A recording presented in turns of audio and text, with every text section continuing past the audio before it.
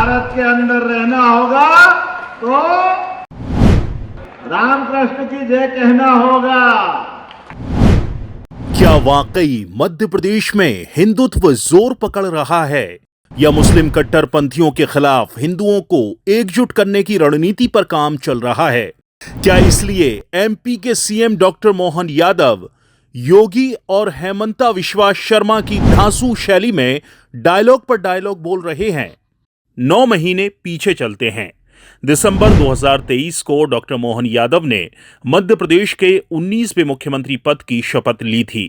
उन्होंने आते ही योगी की तर्ज पर दहाड़ते हुए चेतावनी दी थी कि अगर अब आगे से धार्मिक स्थलों पर तेज आवाज में लाउड स्पीकर बजते मिले या खुले में मांस की बिक्री होते दिखी तो खैर नहीं।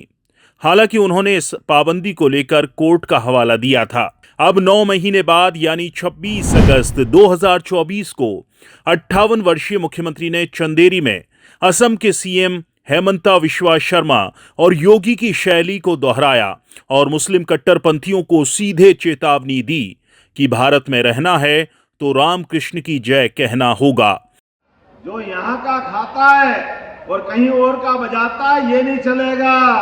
भारत के अंदर रहना होगा तो रामकृष्ण की जय कहना होगा। हालांकि उन्होंने इसे रहीम और रसखान से जोड़ते हुए हिंदू मुस्लिम एकता पर जोर दिया। क्या हिंदू क्या मुसलमान क्या धूमधाम से मेहनत कर रहे हैं, जोरदार तालियां बजाओ सभी के लिए। ये पवित्रता का भाव चाहिए।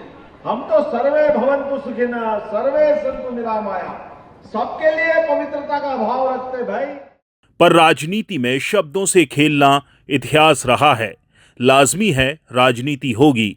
जानते हैं पीपुल्स समाचार के political editor Rajeev Soni doctor Mohan Yadav के इन तेवरों को लेकर क्या आकलन करते हैं। देश में उत्तर प्रदेश के मुख्यमंत्री योगी आदित्यनाथ और असम के मुख्यमंत्री हेमंत विश्वा शर्मा की एक अलग छवि है।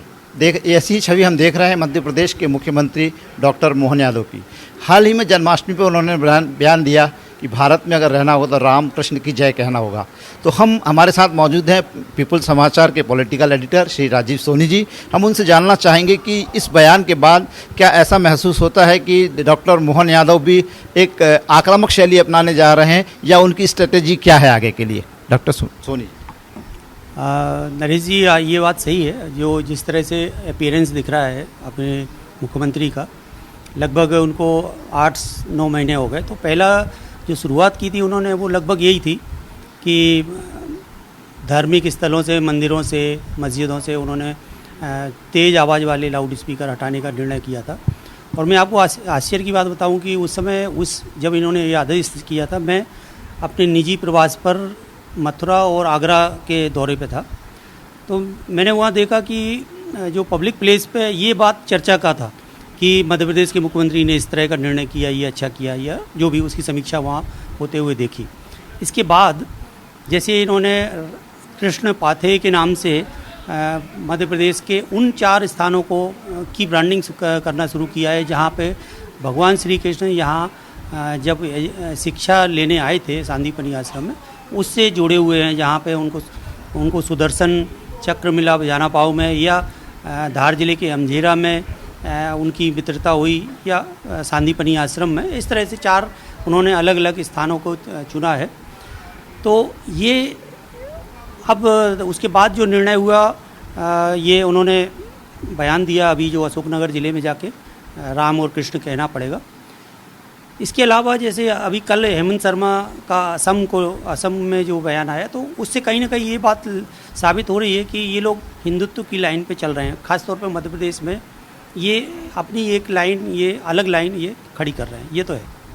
निकट भविष्य में कोई चुनाव भी नहीं है, फिर इस तरह की शैली अपनाने के पीछे क्या उद्देश्य हो सकता है? देखिए, एक सीधा इनका टेस्टेड है, लिटमस टेस्ट ये लोग लगा चुके हैं कि जब ये लोग हिंदुत्व की राह पे चले हैं, इनको पॉलिटिकल माइलेज मिला है। और ये इस बार सारे जो एग्जिट सर्वे जो बता रहे थे कि इतनी सीटें मिल रही हैं, जबकि इनकी अपनी जो रणनीति थी, बीजेपी का अपना इंटरनल सर्वे था कि ये जितनी सीटें मिली है इतना ही मान के चल रहे थे। और ये उस समय भी हिंदुत्व की लाइन उन्होंने काफ़ी उस पर फोकस किया।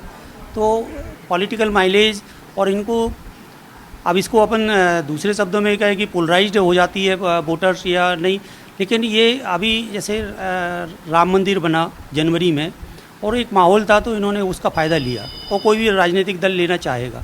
और आपको उसके दूसरी तरफ ये देखें कि कांग्रेस का मोरल डाउन था, इसलिए क्योंकि हिंदुत्व की लहर इतनी ज़्यादा हावी थी कि कांग्रेस को ऐसा लग रहा था कि हम कहीं मुकाबले में नहीं हैं। वैसे यहां बताना जरूरी है कि पिछले दिनों मध्य प्रदेश के छतरपुर में मुस्लिम समाज के प्रदर्शन के दौरान कुछ उपद्रवियों ने पुलिस थाने पर पथराव कर दिया था। इसे लेकर मोहन यादव बेहद नाराज हुए थे। नतीजा, प्रदर्शनकारियों को उकसाने के इल्जाम में एक आरोपी के आलीशान बंगले पर बुलडोजर चला दिया गया था। इसे लेकर भी प्रियंका गांधी से लेकर ओवैसी और दिग्विजय सिंह तक के तीखे बयान आए थे। खैर, आगे आगे देखिए होता है क्या। न फेक न लेट, देखते रहिए पीपल्स अपडेट।